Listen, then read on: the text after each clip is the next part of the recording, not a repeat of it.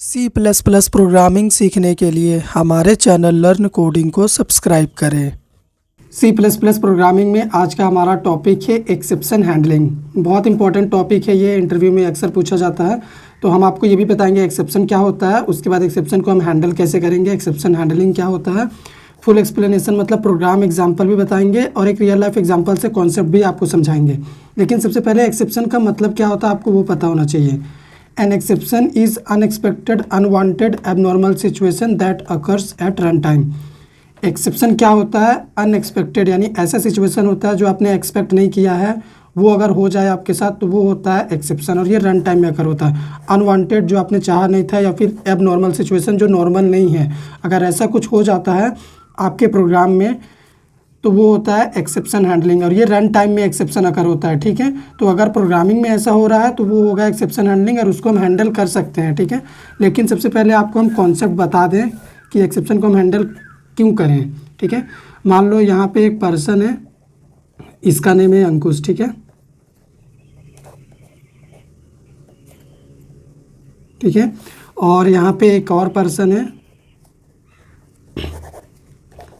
इसका नेम क्या है? इसका नेम है अखिलेश। ठीक है, अब मान लो यहाँ पे सिचुएशन क्या आ गया, कल इन दोनों का क्या है, ड्राइंग का एग्ज़ाम है। ठीक है, तो ड्राइंग के एग्ज़ाम में कलरफुल पेन का रिक्वायरमेंट होता है।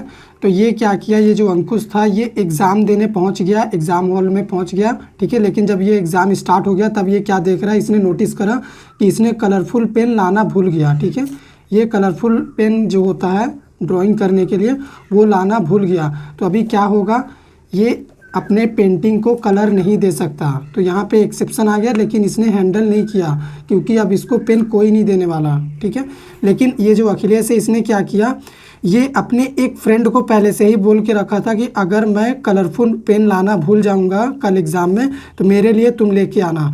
तो जब ये एग्ज़ाम देने गया तो ये भी भूल गया था पेन लाना, कलरफुल पेन को लाना भूल गया था, लेकिन इसका जो फ्रेंड था जिसको इसने बोला हुआ था उसने इसके लिए एक एक्स्ट्रा कलरफुल पेन लाया हुआ था। तो इसने क्या किया, एग्ज़ाम हॉल में ही वो कलरफुल पेन अपने फ्रेंड से ले लिया और अपनी पेंटिंग को कलर प्रोवाइड किया और अपने काम को कंप्लीट किया। तो यहाँ पे देखो अखिलेश ने एक्सेप्शन को हैंडल किया तो इसका काम हो गया, लेकिन इसने एक्सेप्शन को हैंडल नहीं किया तो इसका काम वहीं पे रुक गया। तो यही होता है, एक्सेप्शन आने के बाद अगर हम हैंडल नहीं करेंगे तो वहीं पे हम स्टक हो जाएंगे, लेकिन अगर हम उसको हैंडल कर लेंगे तो हमारा काम सक्सेसफुली कंप्लीट हो जाएगा। ठीक है, तो ये होता है एक्सेप्शन, ये होता है एक्सेप्शन हैंडलिंग। अभी हैंडल कैसे करेंगे प्रोग्राम में, सी प्लस प्लस के प्रोग्राम में, तो हमारे पास ट्राई कैच ब्लॉक होता है। ठीक है, प्रोग्राम में एक्सेप्शन को हैंडल करने के लिए। रियल लाइफ में तो हमने बता दिया कि पेन नहीं लाया, एक्सेप्शन आ गया, पेन मिल गया, एक्सेप्शन हैंडल हो गया। लेकिन प्रोग्राम में ट्राई कैच ब्लॉक होगा, वहाँ पे हम इस काम को इम्प्लीमेंट करेंगे। तो ट्राई ब्लॉक के अंदर हम रिस्की कोड लिखेंगे, यानी ऐसा कोड जिसमें एक्सेप्शन हो सकता है। ठीक है, और कैच ब्लॉक में क्या करेंगे, अगर यहाँ पे कुछ एक्सेप्शन आ गया है तो उसको हम कैच करेंगे यहाँ पे, और उसके लिए हम क्या करेंगे, यहाँ पे अपने अंडरस्टैंडिंग पर्पस के लिए एक मैसेज प्रिंट करेंगे ताकि हमें पता चले कि एक्सेप्शन क्यों आया है और हमारा प्रोग्राम सक्सेसफुली रन कर जाए, टर्मिनेट ना हो एक्सेप्शन आने के बाद। इसीलिए हम कैच ब्लॉक में उसको क्या करेंगे, हैंडल करेंगे। ठीक है, तो चलिए एक प्रोग्राम बनाते हैं सिंपल सा जिसमें हम इसी चीज़ को इम्प्लीमेंट करेंगे। बैंकिंग सिस्टम का जो कंप्लीट स्ट्रक्चर होता है उसी का प्रोग्राम हम यहाँ पे इम्प्लीमेंट करेंगे एक्सेप्शन हैंडलिंग के थ्रू। ठीक है, यानी एक्सेप्शन को हैंडल करके। तो सबसे पहले मान के चलो कि हमारा किसी बैंक में अकाउंट है और उस अकाउंट में कुछ बैलेंस पहले से ही अवेलेबल है। तो हम क्या करते हैं, एक वेरिएबल यहाँ पे क्रिएट कर लेते हैं बैलेंस नाम का, और मान लो हमारे अकाउंट में अभी 1000 अमाउंट है। ठीक है, ये हमारा बैलेंस हो गया।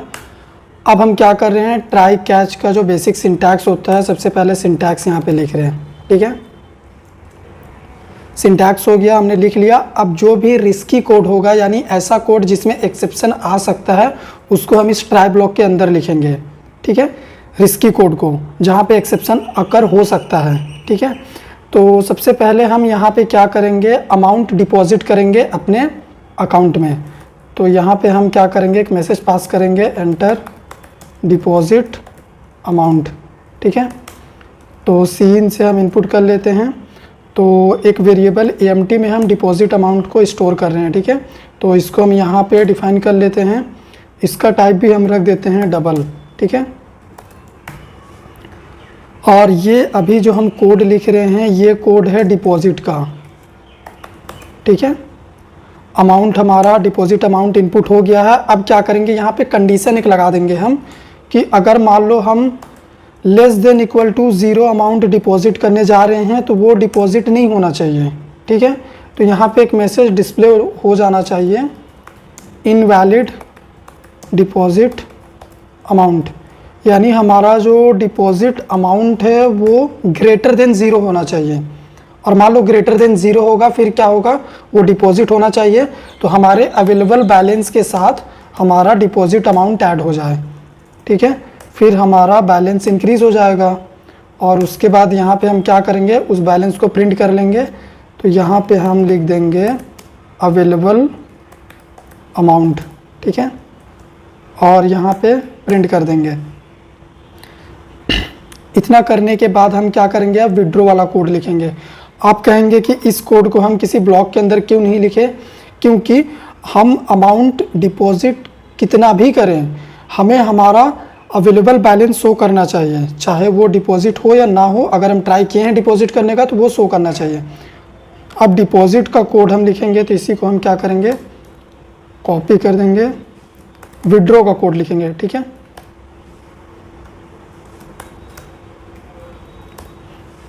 तो यहाँ पे हम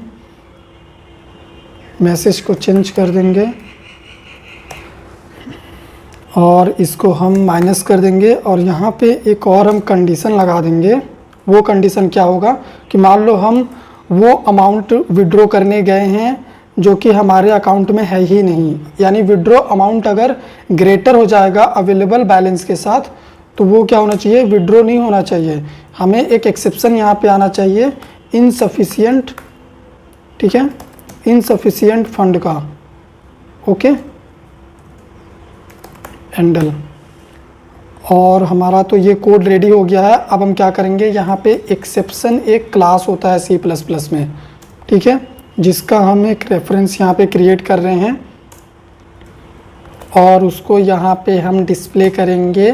एक फंक्शन यूज़ कर देंगे, एक्सेप्शन क्लास का ही फंक्शन है व्हाट। ये व्हाट का काम क्या होगा, ये जो भी कंटेंट यहाँ से आएगा उसको डिस्प्ले कराने में हेल्प करेगा, क्या आ रहा है, ठीक है, उसके लिए।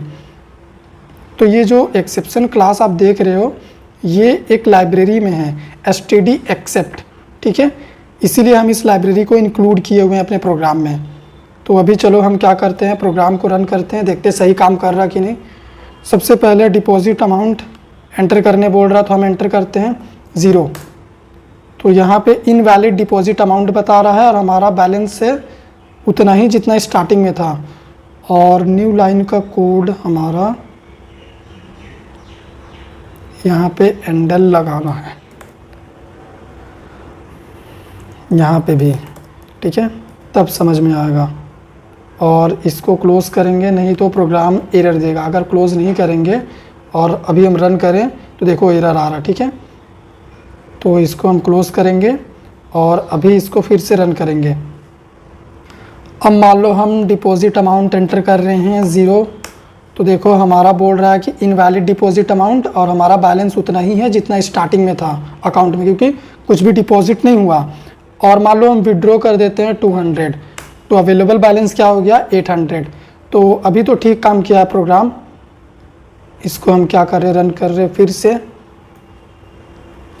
अब मान लो हम डिपॉजिट कर रहे हैं यहाँ पे 200, तो देखो अमाउंट हमारा बढ़ा और विड्रॉ कर रहे हैं 1500, यानी उतना बैलेंस हमारे पास नहीं है।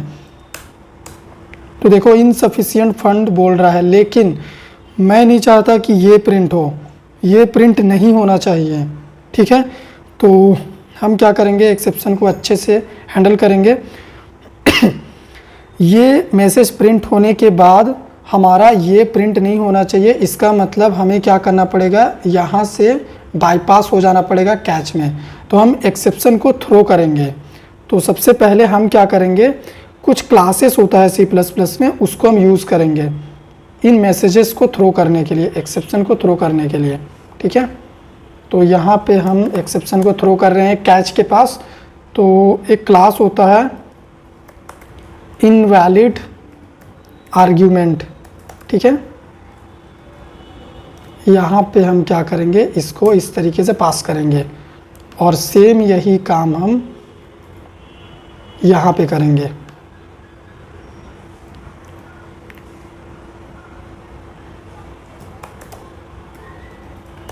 ठीक है, और वही काम हम यहाँ पे भी करेंगे। यहाँ पे हम एक्सेप्शन को क्या कर रहे हैं, थ्रो कर रहे हैं। तो यहाँ पे हम इनवैलिड एरर, ठीक है, यूज़ करेंगे। एरर हमारा एक्सेप्शन क्या होता है, रन टाइम एरर होता है, जो रन टाइम में आता है। तो यहाँ से थ्रो करेंगे हम क्या, रन टाइम एरर, यानी ये हमारा क्या होगा, एक्चुअल एक्सेप्शन होगा। ठीक है, इनसफिशिएंट फंड। और ये हमारा कैच में रेफरेंस है एक्सेप्शन क्लास का। एक्सेप्शन भी एक सुपर क्लास है और ये सब क्लासेस हैं। ठीक है, और ये सब कहाँ अवेलेबल हैं, इस लाइब्रेरी में। तो अभी चलो हम प्रोग्राम को रन करते देखते हैं सही से काम कर रहा है कि नहीं। सबसे पहले टर्मिनल को क्लोज करते हैं और इसको रन करते हैं। मान लो 500 डिपॉजिट कर दिया हमने और 2000 विड्रॉ कर रहे हैं। तो यहाँ पे देखो एक्सेप्शन हमारा थ्रो हो गया है। ठीक है, लेकिन हम चाहते हैं कि जो एक्सेप्शन हम यहाँ से थ्रो कर रहे हैं प्रॉपर मैसेज वो डिस्प्ले करें। तो एक रेफरेंस यहाँ पे हम लगा देंगे। तो अभी क्या होगा, ये जो भी स्ट्रिंग वैल्यू आ रहा है वो इस ई में रेफर हो जाएगा, स्टोर हो जाएगा और व्हाट फंक्शन उसको डिस्प्ले करा देगा। ठीक है, चलो देखते हैं। 300 डिपॉजिट करते हैं, अवेलेबल अमाउंट हो गया हमारा। अब विड्रॉ करते हैं हम 1500। तो देखो यहाँ पे इनसफिशिएंट फंड बोल रहा है, इसका मतलब हमने प्रॉपरली एक्सेप्शन को हैंडल कर लिया है। ठीक है, आपका टास्क क्या होगा, आप ये डिपॉजिट वाला कोड को एक डिपॉजिट नाम का फंक्शन क्रिएट करिएगा, वहाँ पे रखिएगा, और विड्रॉ को एक सेपरेट फंक्शन के अंदर रखिएगा। इससे क्या होगा कि आप एक बार अमाउंट डिपॉजिट करने के बाद दोबारा भी अमाउंट को डिपॉजिट कर सकते हैं। जितना बार आप चाहें डिपॉजिट कर सकते हैं और जितने टाइम्स आप चाहें विड्रॉ कर सकते हैं लगातार। ठीक है, तो वो काम को आप फंक्शन से कर सकते हैं। फंक्शन यूज़ करके रिकर्सन यूज़ करिएगा, हो जाएगा। अभी हम आपको एक और एक्सेप्शन शो करके दिखाते हैं। ठीक है, बहुत ही सिंपल है, वो बहुत कॉमन एक्सेप्शन है। ठीक है,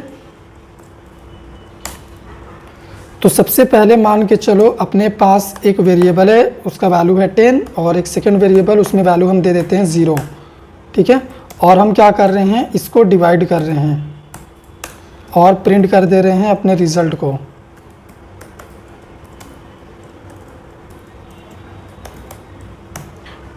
इसके बाद अगर हम प्रोग्राम को रन करें तो आप बताओ क्या आउटपुट आएगा। यहाँ पे देखो कुछ भी आउटपुट नहीं आया है, हमारा प्रोग्राम टर्मिनेट हो गया। यानी इस लाइन पे क्या हो रहा है, इस लाइन पे रन टाइम एरर आ रहा है, यानी एक्सेप्शन यहीं पे अकर हो रहा है।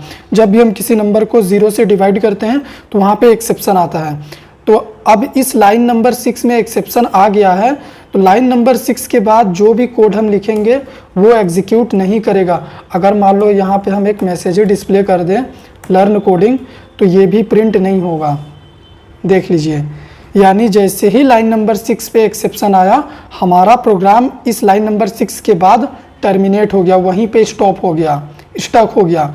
तो यही होता है एक्सेप्शन। एक्सेप्शन क्या करता है, जहाँ भी अकर होता है वहीं पे प्रोग्राम को होल्ड कर देता है। ठीक है, तो ये रिस्की कोड है, तो इस रिस्की कोड को हमें ट्राई ब्लॉक के अंदर लिखना है। तो आपका टास्क ये होगा कि आप इस प्रोग्राम में जो एक्सेप्शन आ रहा है नंबर को 0 से डिवाइड करने पे, उसको हैंडल करिएगा ट्राई कैच मैकेनिज्म के थ्रू। अगर मान लीजिए यहाँ पे कुछ और नंबर रहेगा ना, तब हमारा प्रोग्राम रन करेगा। रिजल्ट भी आया है और मैसेज भी प्रिंट हुआ है।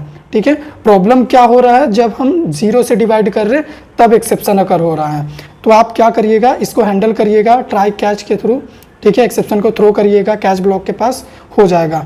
अगर आपको हमारा वीडियो पसंद आया हो तो वीडियो को लाइक करिएगा, शेयर करिएगा, चैनल पे नए हैं सब्सक्राइब करिएगा।